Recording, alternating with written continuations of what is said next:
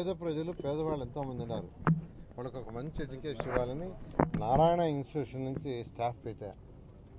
Narayana education institution నుంచి IIT చెప్పే maths, physics, chemistry, botany, geography నేనే ఫ్రీగా ఇచ్చా.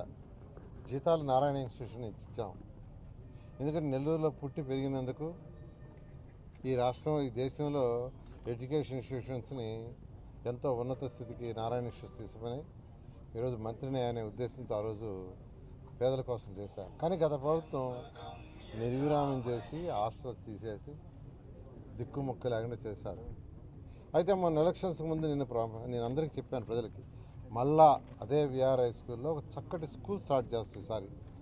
చక్కటి స్కూలు నర్సరీ నుంచి ఇంటర్మీడియట్ దాకా, nursery to intermediate day scholars అయితే పేదల నిరుపేదలకు 2000 మందికి స్టార్ట్ చేస్తానని చెప్పాను.